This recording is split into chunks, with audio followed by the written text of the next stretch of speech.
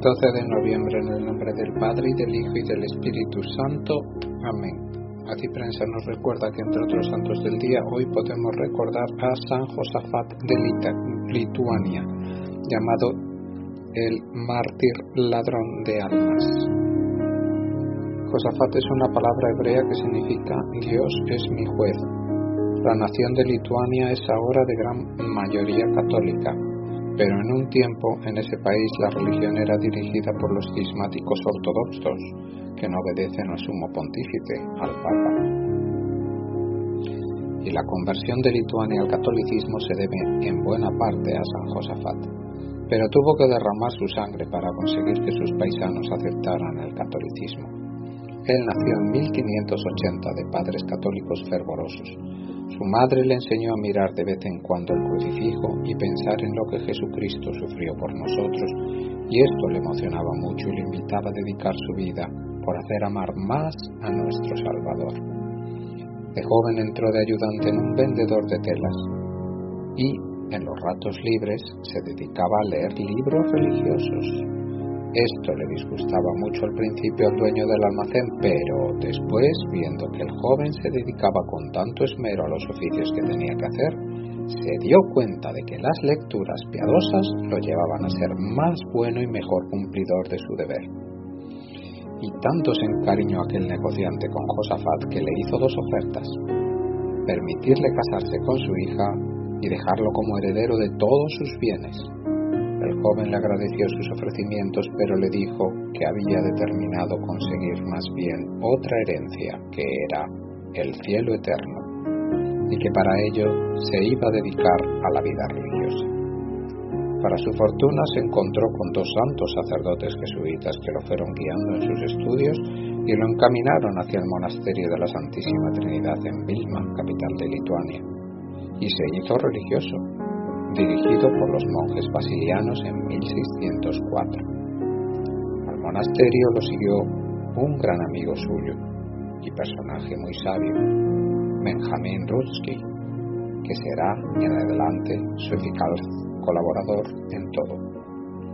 En 1595 los principales jefes religiosos ortodoxos de Lituania habían propuesto unirse a la Iglesia Católica de Roma, pero los más fanáticos ortodoxos se habían opuesto violentamente y se habían producido muchos desórdenes callejeros. Ahora llegaba al convento el que más iba a trabajar y a sacrificarse por obtener que su nación se pasara a la Iglesia Católica, pero le iba a costar hasta su propia sangre. Josafat fue ordenado sacerdote, pero su vida siguió siendo como la de un monje y como la del monje más mortificado.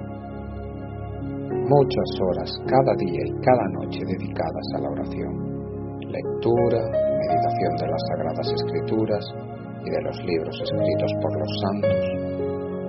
Como penitencia se aguantaba los terribles fríos del invierno y los calores bochornosos del verano sin quejarse ni buscar refrescantes. Cuando le sorprendía una espantosa tormenta de lluvias, truenos y rayos en pleno viaje, lo ofrecía todo por sus pecados. Cuando los pobres estaban en grave necesidad, se iba de casa en casa, pidiendo limosnas para ellos, y la humillación de estar pidiendo la ofrecía por sus pecados y por los de los demás pecadores. Pero su especial mortificación era soportar las gentes ásperas e incomprensivas sin demostrar jamás ni disgusto ni resentimiento. Fue nombrado superior del monasterio en Vilma, pero varios de los monjes que allí vivían eran ortodoxos y antirromanos. Con gran paciencia y mucha prudencia y caridad llena de finura y santa diplomacia, se los fue ganando a todos. Ellos se dieron cuenta de que Josafat tenía el don del consejo y le iban a consultar sus problemas e inquietudes, y sus respuestas los dejaban muy consolados y llenos de paz. Con sus sabias conferencias los fue convenciendo poco a poco de que la verdadera Iglesia es la Iglesia católica fundada por Jesucristo, y que el sucesor de San Pedro es el sumo pontífice, el Papa, y que a él hay que obedecer. Con razón los enemigos de la religión lo llamaban el ladrón de almas, porque se robaba las almas para la verdadera Iglesia de Dios. Como jefe de los monasterios tenía el deber de visitar las casas que pertenecían a la religión. Una vez fue a visitar oficialmente una casa donde vivían unos 200 hombres que decían que se dedicaban a la religión, pero que en verdad no llevaban una vida demasiado santa. El jefe de esa casa salió furioso a recibirlo con unos perros bravísimos, anunciándole que si se atrevía a entrar allí sería destrozado por esas fieras. Pero el santo no se acobardó, les habló de buenas maneras y los logró apaciguar. Ellos habían determinado echarlo al río, pero después de escucharlo y de darse cuenta de que era un hombre de Dios, santo y amable, aceptaron su visita, se hicieron sus amigos y aceptaron sus recomendaciones.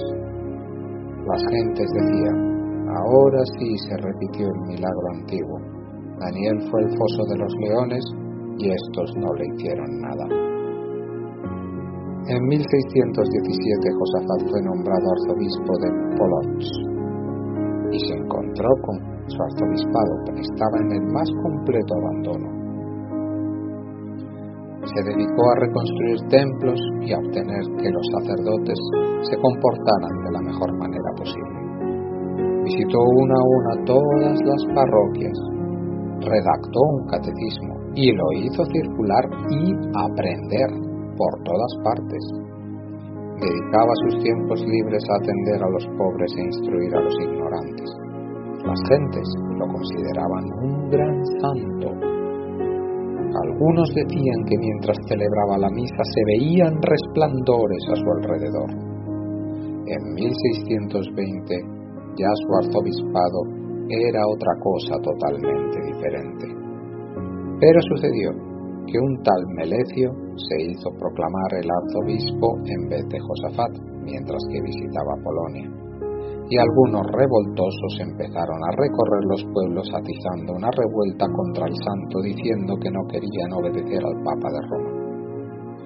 Muchos relajados se sentían molestos porque San Josafat atacaba a los vicios y a las malas costumbres.